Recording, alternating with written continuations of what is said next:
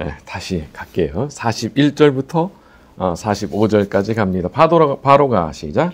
바로가 또 예수에게 이르되 내가 너를 애굽 온 땅의 총리가 되게 하노라 하고 자기의 인장 반지를 빼어 요셉의 손에 끼우고 그에게 세마포옷을 입히고 금사슬을 목에 걸고 자기에게 있는 버금술에 그를 태우매 무리가 그의 앞에서 소리지기를 엎드리라 하더라. 바로가 그에게 애굽 전국을 총리로 다스리게 하였더라. 바로가 요셉에게 이르되 나는 바로라. 애굽 온 땅에서 내 허락 없이는 수족을 놀릴 자가 없으리라 하고 그가 요셉의 이름을 사브낫 바네아라 하고 또 온의 제사장 보디베라의 딸 아스낫을 그에게 주어 아내로 삼게 하니라. 요셉이 나가 네, 요셉의 억울함이 이제 한순간에 풀어지는 장면입니다. 근데 그 억울함이 이렇게 풀어지는데 자기가 상상한 수준이 아니에요. 자기가 그냥 생각할 때는 감옥에서 풀려나기만 해도 정말 좋겠다 생각하지 않았겠습니까? 뭐 이런 상태의 요셉이 무슨 대단한 꿈을 꾸고 야심을 가졌겠어요. 감옥에서 지금 평생 썩게 됐는데 풀려나는 것만 해도 감지덕지라고 생각을 했을 거예요. 근데 우리 하나님의 스케일이 너무 다르시죠. 그냥 풀려나게 하시는 정도가 아니라 바로에 이어서 나라의 2인자를 그냥 만들어 버리신 겁니다. 그러니까 이제는 자기의 주인이었던 보디발도 자기한테 고개를 숙여야 되는 그런 사람이 돼버린 거예요. 이런 걸 상상이나 했겠냐 말이죠. 이게 보디발 입장에서는 굉장히 치욕적이라고 생각할 수도 있었겠고 또 한편으로는 두려웠겠죠. 자기가 이제 억울하게 그렇게 한 거니까. 우리 하나님께서 억울함을 풀어주시는 날, 참 그날이 이렇게 좋은 날인 겁니다. 우리 하나님은 우리 같은 수준이 아니시기 때문에 하나님께서 이제 됐다 말씀하시면서 억울함을 풀어주시게 되면 그날 아주 입이 떡 벌어지는 장면이 이제 펼쳐지게 되는 거죠. 요셉이 그날, 자기가 하루아침에 총리가 된 그날, 얼마나 어안이 벙벙했을까요? 아마 집으로 돌아가서 혼자서 많이 울지 않았을까? 저는 그런 생각이 들었어요. 얼마나 만감이 교차했겠어요. 자, 우리에게도 이렇게 우리의 억울함과 고통이 풀리는 그날이 점점 다가오고 있는 줄로 믿습니다. 자, 우리 창세기로 돌아가서 46절부터 49절까지입니다. 요셉이 시작. 요셉이 애굽 왕 바로 앞에 설 때 30세라. 풍년에 토지 소출이 심히 많은지라 요셉이 애굽 땅에 있는 그 7년 공물을 거두어 각 성에 저장하되 각 성읍 주위에 밭 공부물을 그 성읍 중에 쌓아두매 쌓아둔 곡식이 바닷모래같이 심히 많아 세기를 그쳤으니 그 수가 한이 없음이었더라. 48절에 그 7년 공물을 거두어 각 성에 저장하되 인생에 항상 풍년만 있겠습니까? 흉년도 있는 거죠. 근데 그 흉년이 언제 오느냐? 놀랍게도 흉년이 올까라는 걸 전혀 예상하지 못했던 시점에 옵니다. 지금 곡식이 얼마나 많은지 쌓아둔 곡식 세기를 그칠 정도로 그 정도로 많았다는 거 아니겠어요? 그때 누가 흉년을 예상하냐 말이죠. 이렇게 지금 풍년인데 내년에도 당연히 풍년이겠지. 7년이나 연속으로 풍년이 됐잖아요. 그러니까 저절로 그렇게 생각이 드는 겁니다. 그러나 지혜로운 사람은 항상 그런 건 아니라는 것을 알고 있는 거죠. 언젠가 흉년이 올 수 있다.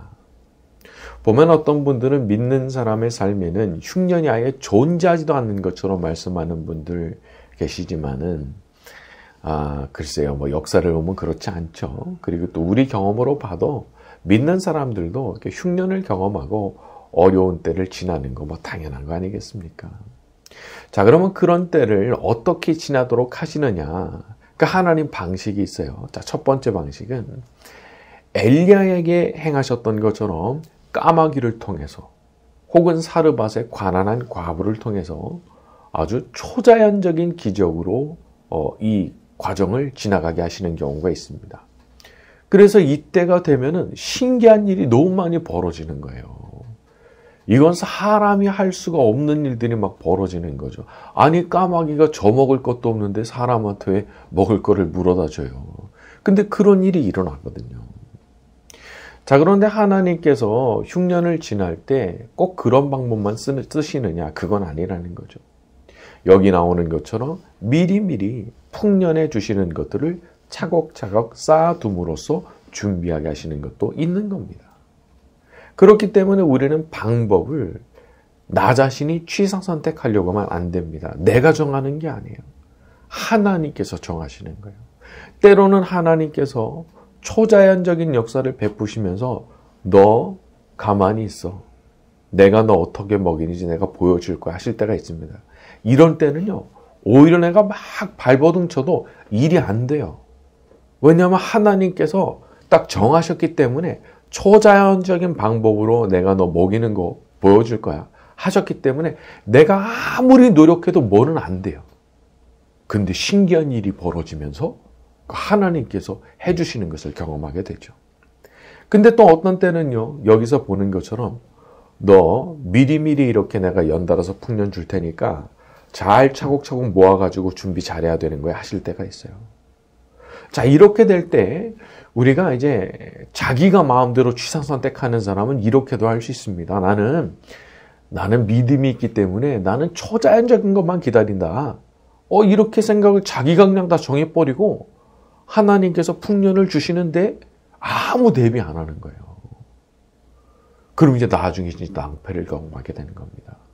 하나님께서 그런 방법을 쓰시겠다고 하시지 않았는데 아니 하나님께서 주시는 사인이 뭔지도 모르고 그냥 무턱대고 내가 그냥 결정해서 가니까 나중에는 뒷감당이 안 되는 거예요. 그래서 우리는 항상 하나님의 뜻을 잘 분별해야 됩니다. 그리고 나를 향해 품으신 하나님 뜻을 발견하고자 노력해야 되는 거죠. 내가 흉년을 지날 때 어떤 방법으로 통과하게 하기를 원하시는지 그걸 알아야 내가 올바르게 대처할 수 있으니까요. 만약 하나님께서 응답 주시는데 내가 너 먹이는 거 보여줄 거야. 딱 이렇게 말씀하시면서 초자연적인 방식을 취하실 거라는 것을 말씀하시잖아요. 그러면요. 그때는 거의 기도가 모든 것입니다. 내가 할 수 있는 거는 기도밖에 없어요. 그렇게 정하셨기 때문에 그때는 진짜 죽기 살기로 기도에 완전히 몰입해야 되는 겁니다. 자, 그런데 이번에는 응답이 오는데 내가 앞으로 얼마의 기간 동안에 풍년의 시기를 줄 거니까 놓치지 말고 잘 준비하고 대비해야 되는 거야 말씀하시면은 그때는 정말 정신 바짝 차리고 겸손하고 성실하게 앞으로의 흉년을 차곡차곡 준비하면서 대비해야 되는 게 필요한 거예요. 중요한 건 뭐냐? 언제나 하나님의 뜻입니다. 그분의 뜻이 뭐냐? 어떤 방법을 사용하시기 원하느냐? 우리가 그걸 알아야 이제 올바르게 대응을 하게 되는 거죠. 자, 오늘 우리가 기도하는 가운데도 우리 하나님께서 당신의 높으신 뜻을 우리에게 가르쳐 주시기를 바랍니다. 자, 우리 50절과 51절입니다. 흉년이 시작. 흉년이 들기 전에 아스낫이 그에게서 낳은지라. 요셉이 그의 장남의 이름을 므낫세라 하였으니 하나님이 내게 내 모든 고난과 내 아버지의 온 집을 하며. 자, 하나님께서 위로해 주시는 날이 옵니다. 사실 감옥에 들어가 있을 때만 해도 아내를 얻는다? 자식을 낳는다? 꿈도 꿀 수가 없었겠죠. 당시로서는 꿈도 꿀 수 없었던 일이지만 하나님께서 그런 일이 요셉에게 일어나도록 이루어주십니다. 그리고 거기서 요셉이 깨달은 거예요. 51절 하나님이 내게 모든 고난과 아버지의 온 집의 일을 잊어버리게 하셨다. 사람이 그런 게 있죠. 응어리진 거. 아무리 잊으려고 해도 자꾸만 곱씹게 되는 그런 과거가 있어요. 너무 아프고 너무 슬프고 너무 화가 나고 그래서 눈물 나고.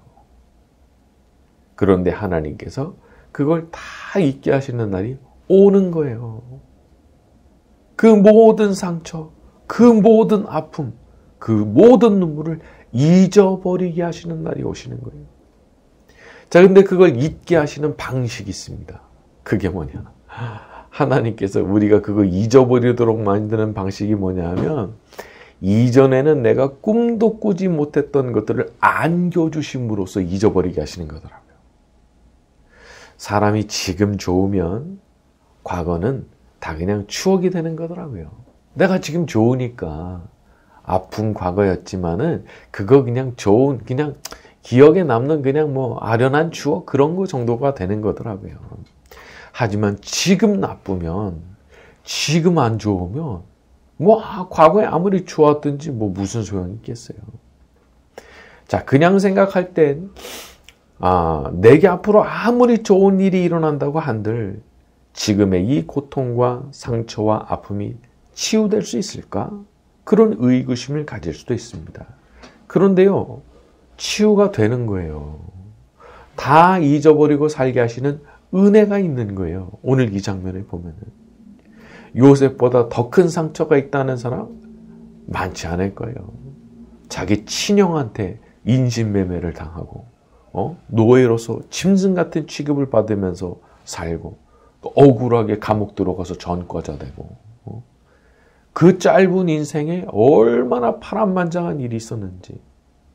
그런데도 하나님께서 복을 주시니까 마음에 그런 생각이 드는 거죠. 내가 이제 다 잊고 살 수 있겠구나.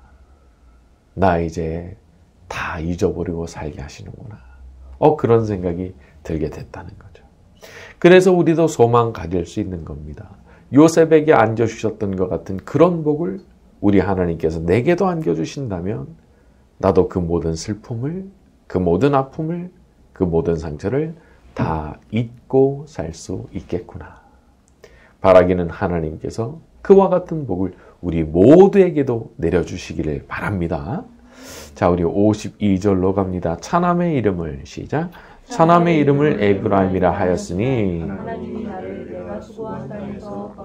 하셨다 얻더라. 자, 첫째 아들을 낳고 나서 둘째 아들까지 얻게 됐는데 이번은 어떤 의미를 부여합니까? 하나님이 나를 내가 수고한 땅에서 번성하게 하셨다.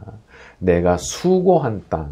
이 부분을 새 번역은 내가 고생하던 이 땅 이렇게 번역했어요. 내가 고생하던 이 땅. 애국 가본 적 있었어요? 여기에 오게 되리라고 꿈이나 꿔본 적 있겠어요? 또 여기 와가지고 얼마나 많은 일, 험한 일 당했습니까? 그러니까 이름을 붙여보자면 여기는 고생의 땅이에요. 나한테는 정말 고생 많이 하게 만든 그 고생의 땅이에요. 그런데 이제는 그 고생의 땅이 번성의 땅이 된 거예요. 여기 번성하게라고 하는 부분을 대개의 영어 번역들은 프루트풀이라고 얘기했어요. 프루트풀. 그러니까 열매가 아주 풍성하게 열리게 되는 거죠. 지금은 고생의 땅으로만 보일 수도 있습니다. 그러나 그 고생의 땅이 영원히 고생의 땅으로 머물지 않죠. 우리 하나님께서 복을 내려주실 때 그 고생의 땅이 번성의 땅, 열매가 풍성하게 열리는 땅이 될 때 우리가 얼마나 기쁘고 행복하겠습니까? 그와 같이 열매가 풍성하게 맺히는 번성의 축복이 저와 여러분 모두에게 임하게 되기를 바랍니다. 자, 우리 53절과 54절입니다. 애굽 땅에 시작. 애굽 땅에 7해 풍년이 그치고 요셉의 말과 같이 흉년이 들기 시작하매 네. 자, 오르막이 있으면은 내리막이 있고 내리막이 있으면 또 오르막이 있는 게 이 세상의 순리가 아닌가 싶습니다. 7년간 얼마나 모든 것이 풍요로웠습니까? 하지만 영원히 풍년이겠나 말이죠. 그렇기 때문에 지혜로운 사람은 항상 풍요롭진 않을 것을 알고 미리 대비를 합니다. 자, 그런데 반대의 경우도 있습니다. 7년의 흉년이 끝나고 나면 또 다시 올 것 같지 않았던 풍년이 또 다시 시작이 되는 거예요. 그런 면에서 본다면 우리가 항상 희망을 잃지 말아야 되는 거죠. 흉년이라고 해서 다 내팽겨쳐 버리면은 풍년의 조건이 만들어졌을 때도 심은 게 없으니까 거둘 게 없잖아요. 그래서 우리가 흉년이지만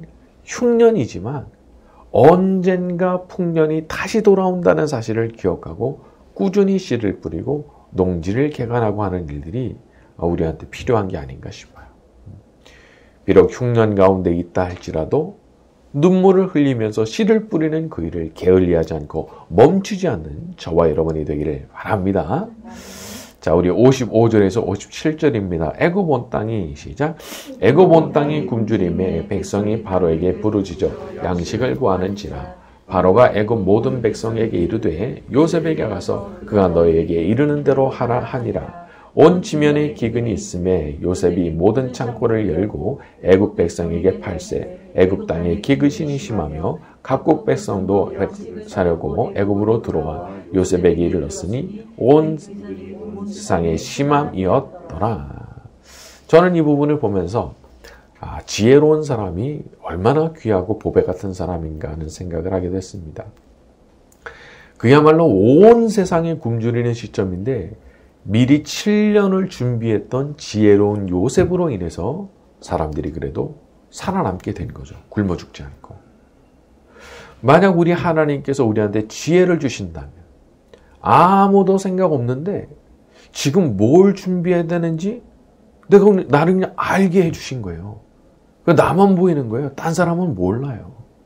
자, 그런 게 있다면 그것은 우리 하나님께서 나만의 유익을 위해서 주신 게 아니라는 사실을 기억해야 됩니다. 여기 보면 하나님께서 요셉에게 7년간 지혜로 모든 것을 준비하게 하신 것은 다른 이유가 아니고 흉년에 그거 풀어서 애굽과 근방에 있는 모든 사람들이 살아남도록 하기 위해서 그렇게 준비하게 하신 거니까. 우리 하나님은 우리를 항상 축복의 도구, 축복의 통로로 사용하길 원하시는 분이십니다. 그래서 우리에게 어떤 특별한 복을 주신다고 그러면 그 무슨 뜻이냐? 그것으로 너 내 뜻을 받들어서 다른 사람들 도와. 내가 너한테 맡기는 사람들 너 도와줘야 돼. 그 뜻이 거기에 담겨 있는 거예요. 자, 우리가 마음에 선한 소원을 품고 우리 하나님의 축복을 간구할 때 우리 하나님께서 그 기도를 받아주시고 우리 모두를 축복의 도구로, 축복의 통로로 요셉같이 사용해 주시기를 예수님의 이름으로 축원합니다. 네, 오늘 말씀